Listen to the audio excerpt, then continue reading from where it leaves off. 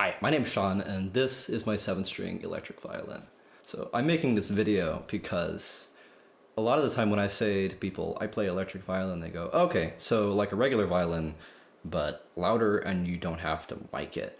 And that's technically true, but I rarely actually treat it that way, and there are some very good reasons for that, and I want to talk about those in this video.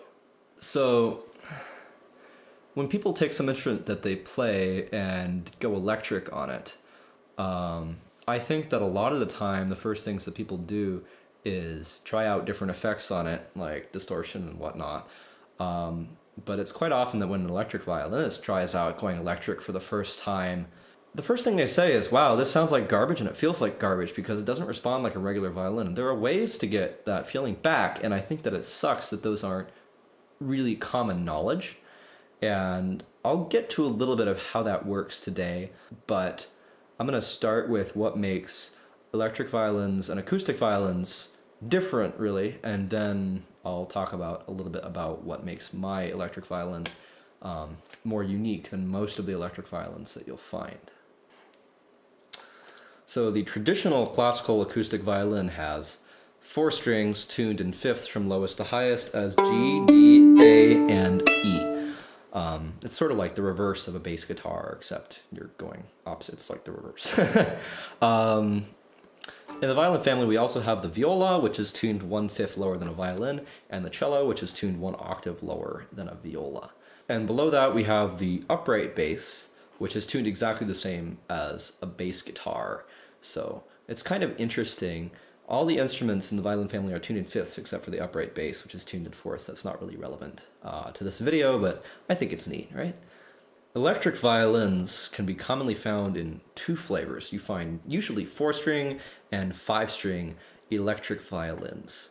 The 4-string ones are tuned exactly the same as an acoustic, and the 5-string ones are tuned the same as an acoustic on the upper 4 strings, but then they have 1/5 down the lower string of a viola, which is a C. And it basically gives you a viola with the upper string of a violin, or depending on your point of view, a violin with the lower string of a viola. It usually helps to sit a bit better in a band mix because guitars are so much lower generally than violins. You can also find electric cellos and violas. Cellos are somewhat more common than violas, I think.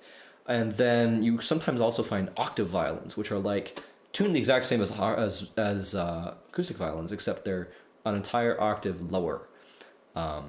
And those are a little bit rare and kind of a special case.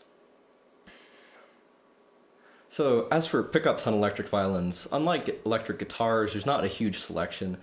I think it's a pretty even split between bridge pickup style instruments and electroacoustic violins, which generally speaking use a contact mic to pick up the entire vibration of the body of the instrument and get all of the resonating cavities, frequencies out of it.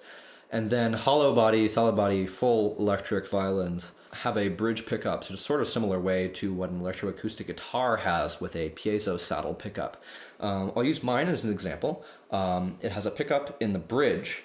There's an individual piezo element for every string. Neck pickups aren't really a thing on violins for various reasons. Violin pickups can't really work the same way as guitars for physics reasons, and so you really only see bridge pickups in general. There are exceptions. In addition, the more acoustic sound that you get from an electroacoustic or hollow body violin design has some drawbacks, specifically when you start trying to go lower and tune the instrument lower, like with an octave violin. The resonating cavity just isn't big enough to put out the low end and pick up the low end necessary. This is why cellos are so big, and it's also why bass cabinets are deeper than guitar speaker cabinets, because they have to put out more low end. And so you don't generally see hollow body or electroacoustic violins which are tuned for like an octave lower or whatnot. You don't see them. So let's talk about my instrument for a second. It's a 7-string solid body electric violin made by John Jordan, who is a luthier local to me. I picked it up about 2 years ago. I've been playing violin for longer though. Honestly, it's the best musical purchase I have ever made. it basically, all of the music that I really enjoy has been impossible for me to play on my acoustic violin. It's just tuned too low. I can't really just reach the area that you need for those tones. And this thing gets here. It's great. It's tuned like a violin on the upper 4 strings, G, D, and A, and E. And then it goes down to a viola C, much like a 5-string violin or viola would. And then it goes down to an F and a B flat string. And you don't really have equivalents for that in the classical world. The F string is the 1st fret on a guitar tuned to E standard.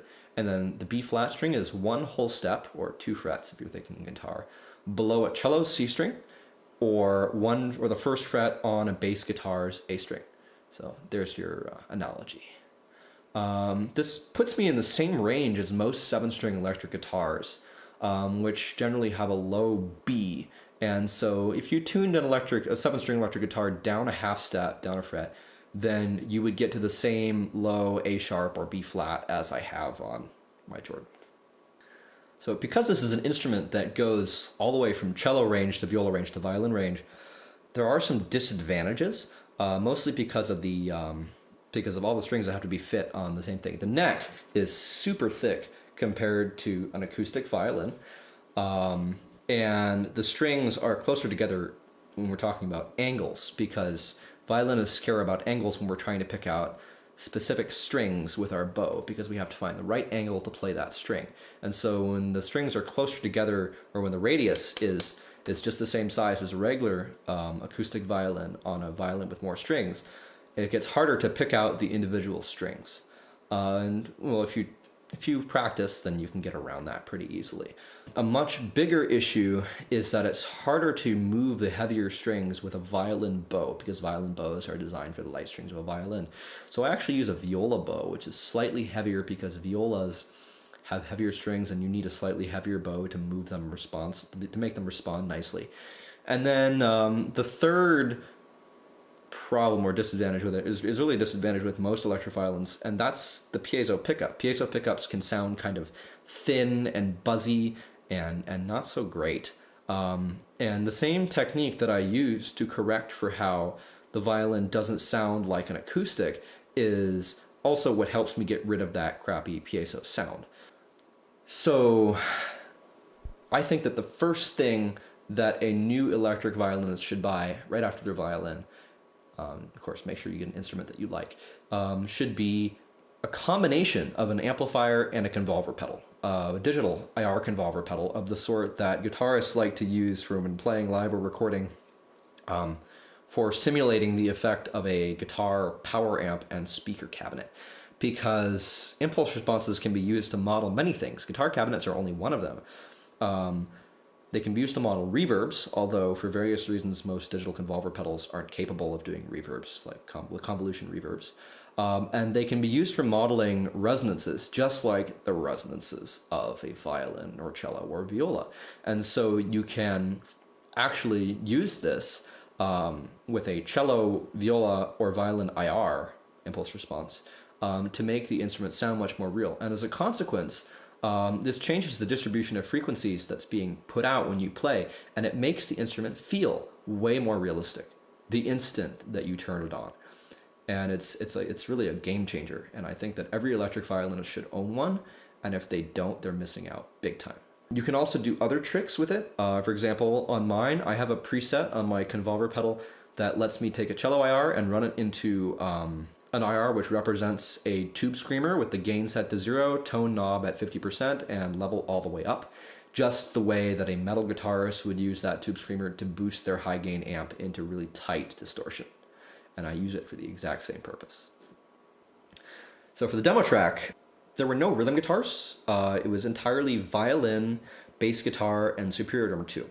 All of the effects that I used came from my pedal board, except for delay on the sharper sounding lead and the cathedral sort of stereo reverb on the very opening, like minute-long intro to the demo track.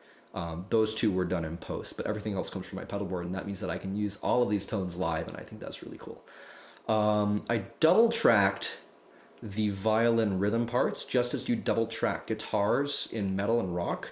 And then you may have noticed that on the rhythm sound, there were some text and rhythm and lead sounds. There were some techniques I was using to mimic palm muting and other electric guitar techniques that work under high gain. There's some cool stuff you can do there. I won't go into how to do those here, but if there's interest, I'll make a video on them.